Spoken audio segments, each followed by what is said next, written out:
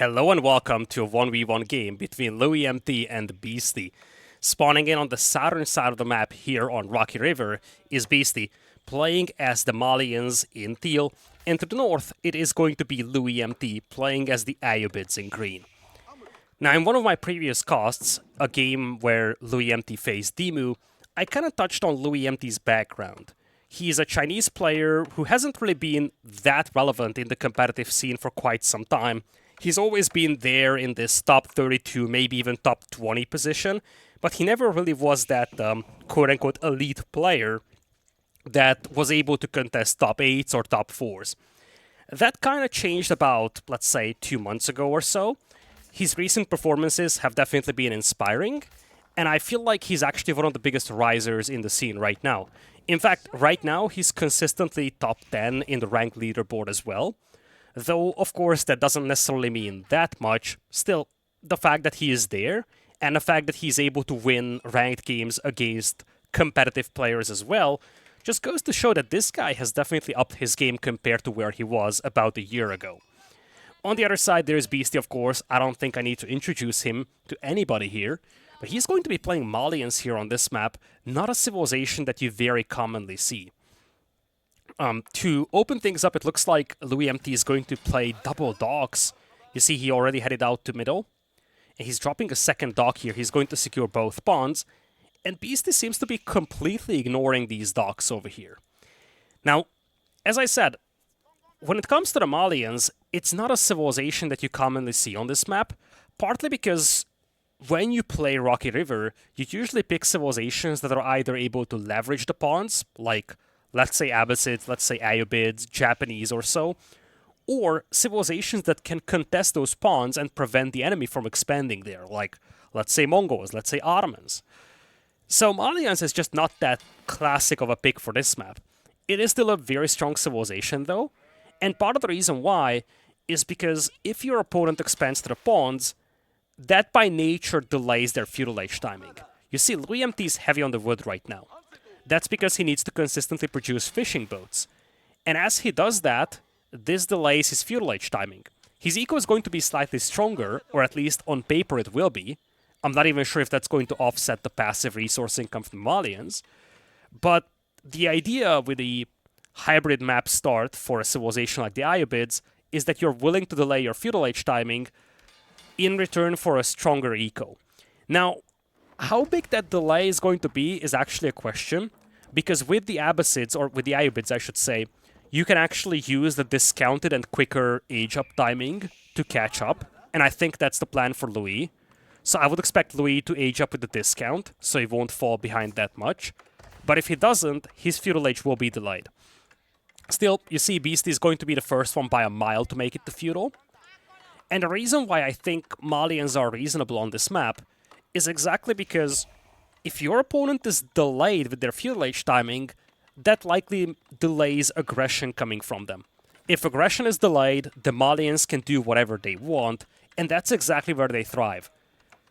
Untouched Malians will be able to deploy cattle, will be able to leverage pit mines without harassment, and that's something that they can turn into a juggernaut of an economy that eventually steamrolls you in early mid-castle age. So it's going to be interesting to see how Louis battles this. So here it is, advancement on the culture wing. You see 225 food, 125 gold, and it's also a lot quicker. So that's exactly how Louis could have a somewhat competitive feudal age timing. But still, he's going to be quite a bit behind compared to Beasty. Now, the moment I'm casting this, a recent patch has just been deployed, which actually introduced some nerfs to the cattle as well. This is approximately a 10% income decrease when it comes to the food coming from the cattle. So the cattle build is not as powerful for the Malians as it used to be, but it's still one of the best ways to get food in this game, to be honest. And I don't think that this will really force players to change these cattle builds. The main reason as to why is actually very simple. Having all the cattle condensed in your base makes it very difficult for your opponent to aggress your food economy.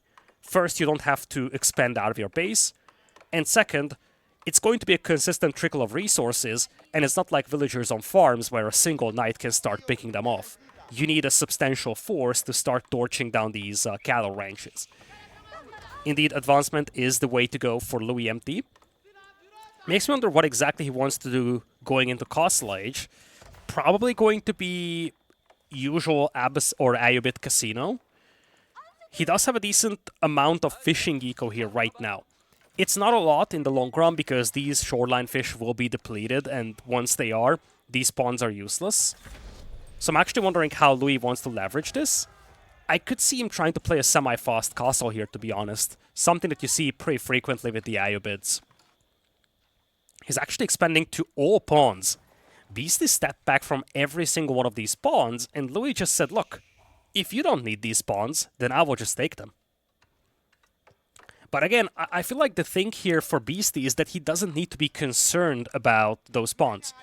The initial boost that Louis is getting for these pawns is actually far outweighed by the fact that the Malian player is able to build up a substantial amount of cattle and work on 2 pit mines untouched.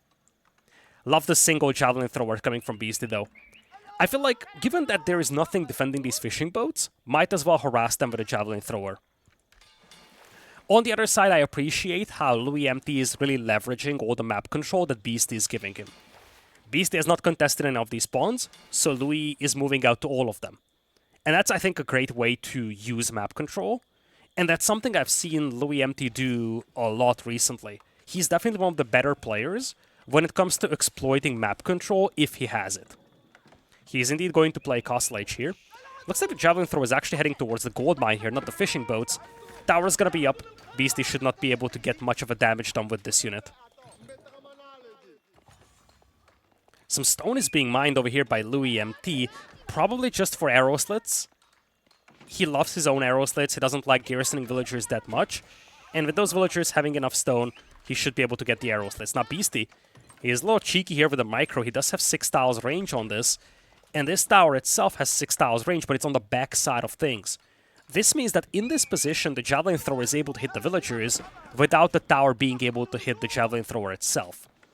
Now, when arrow slits comes in, he's going to have an extra range on the outpost, so this is no longer going to be applicable.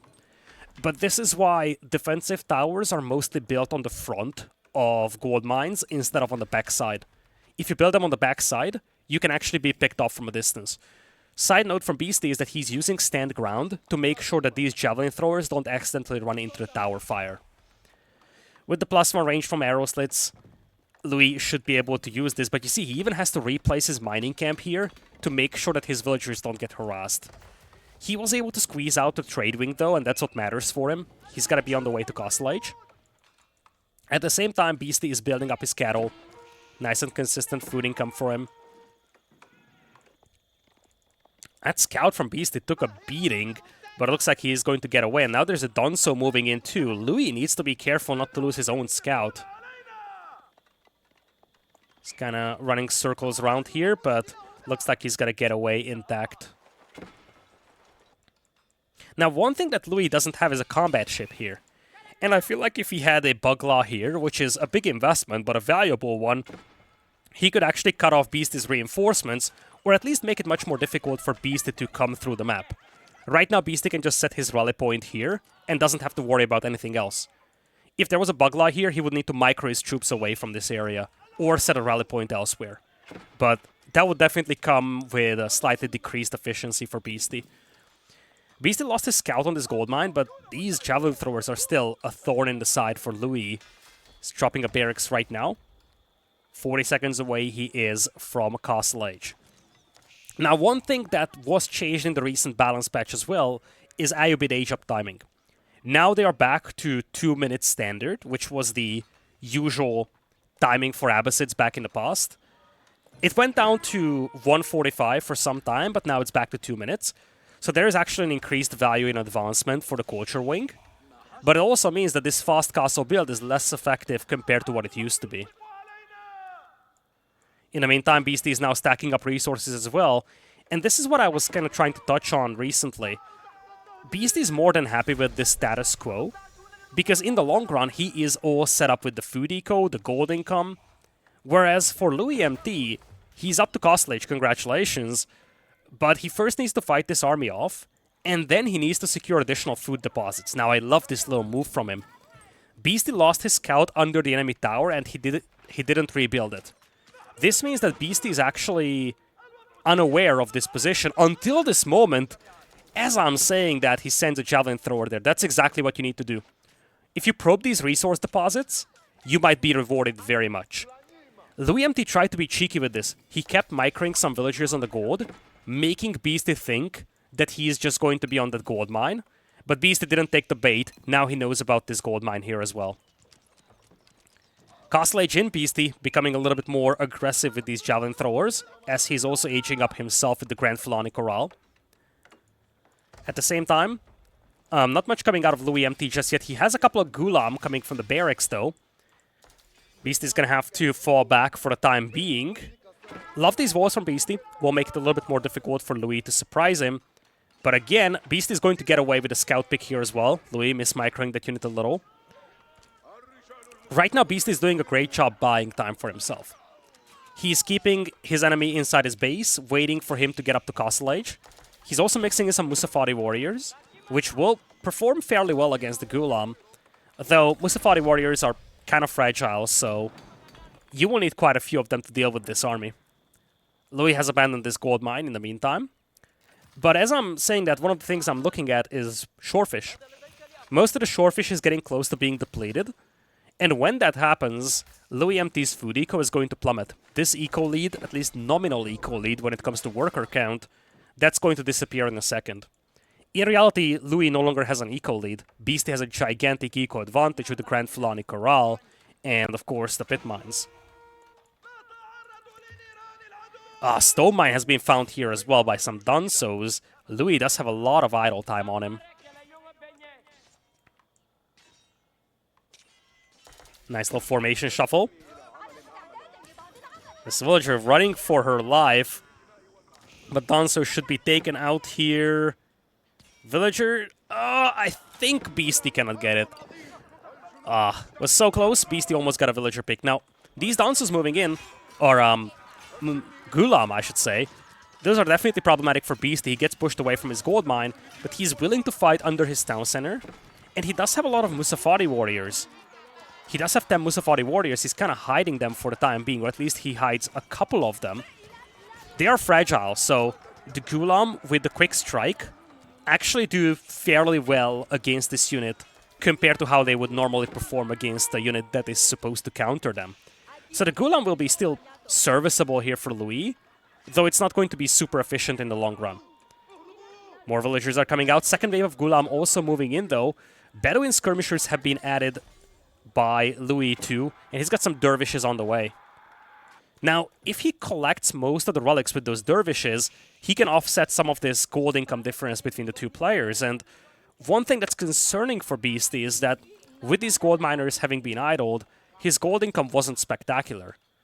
Interestingly, he's also moving on to berries, which is a somewhat awkward choice, I would say, given that he's got so many cattle and 1,300 food per minute. But it looks like he needs more food.